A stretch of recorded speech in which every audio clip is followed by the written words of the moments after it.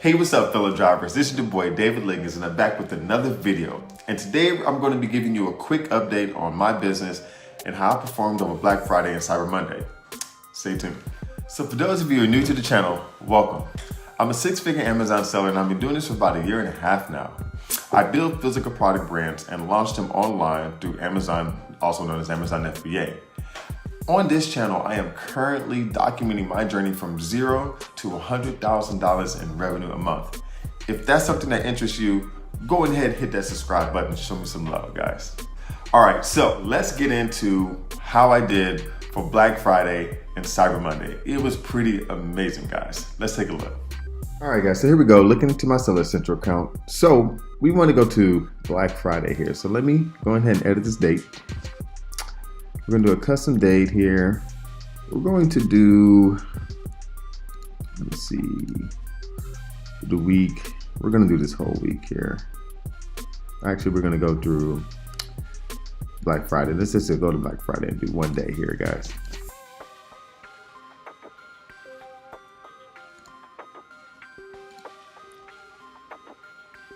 There you go. So I did $2,100 in sales on Black Friday. And here's a big thing, guys. Black Friday is typically a brick and mortar type of selling event. That's how it started originally. Now I know it's kind of, transformed over the years now. Now they have like Black Friday weeks and all these sales, blowout sales, etc. But it typically started as a brick and mortar event. And so this is actually pretty darn good for Black Friday, for my business, that is. And Cyber Monday technically should have been better for me also, because Cyber Monday, it was built off of the whole concept of Black Friday, but we're going to have these blowout deals just for online. So let's take a look at what I did for Cyber Monday here.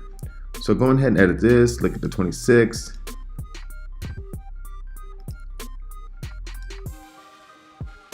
There you have it, $2,400 in sales. Now I'm actually pretty surprised that I matched my sales, or that my Black Friday sales matched my Cyber Monday sales. That's pretty darn interesting. But as you can see here, my average price is about $13 or so, because I was selling most of my products were selling in the range of $12 and $15. But I have quite a few more products that are selling at under that amount, so around $12. So that's why you see this here.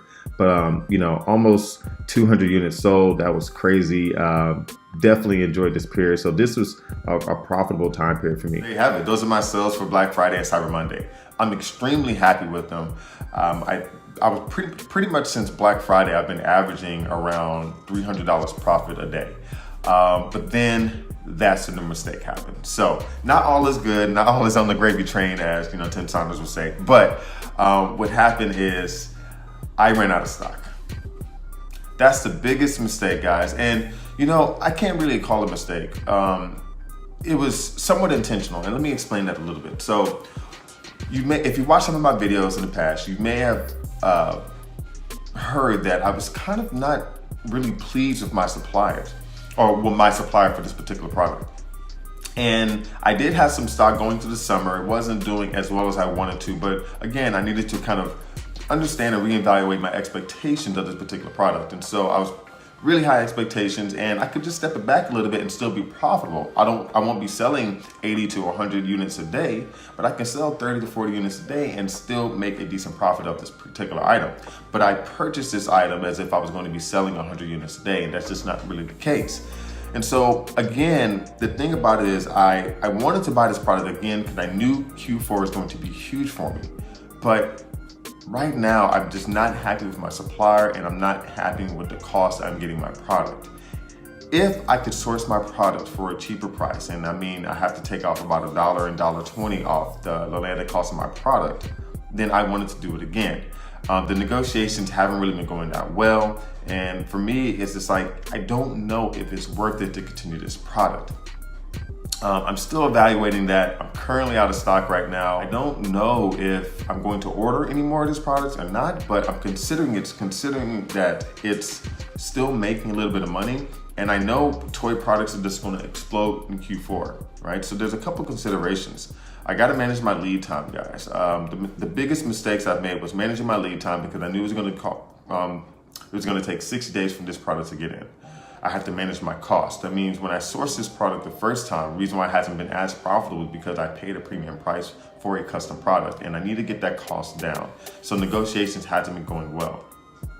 So understanding those two things would allow me to invest a little bit more into this product. And so we'll see how it goes. I think I may place a minimum order quantity, just kind of keep my ranking throughout the year, understanding that there may be a couple months where I have some really good months and it's going to be like just kind of on the low end because it's a toy product, but Q4 is just going to skyrocket. Exactly what I said before, like 4x. So we'll see what happens. If I continue product, I'm not sure, but you know what? I'll keep you guys up to date. So how did this turn into a loss? Well, I was selling about, I would say 70 to 80 units. Actually, no, I was selling between 80 and 90 units a day of this particular product in 2 variations. That's about $11,000 over the next 10 days that I missed out on for Q4. And in December, we're gonna notice that sales is gonna go up and up and up and up, pretty much until the point where items will not arrive before Christmas. And I'm going to miss out on all of those sales. And so, although it was a conscious decision, I should have just gone ahead and made the order when I knew I should have made the order, got a little bit more stock in, held it in a warehouse until I shipped it in, and then been able to at least have enough inventory to make it all the way through Christmas, which I don't. So $11,000 down the drain, pretty much just are, I guess, left on the table, which had been around $3,500 to $4,000 of profit left on the table. In hindsight, being 2020, I probably would just go ahead and try to capitalize on a Q4 season like you should do for your business. But you know what? We all make mistakes, and this is just one I could learn from. I didn't lose money, I just left money on the table. So, you know, trying to move forward. Anyways, guys, I didn't want this to be an incredibly long update. I know Tim Saunders had put out this Cyber Monday challenge. I felt like I was gonna do that anyway, so might as well go ahead and record this video. Show you guys some numbers since we're about a week and a half out from Cyber Monday, Black Friday. Again, guys, I'm not doing this like brag or anything like that. Nobody has said that, but I just wanted to make it clear that I'm showing my numbers because I want to be transparent with you guys.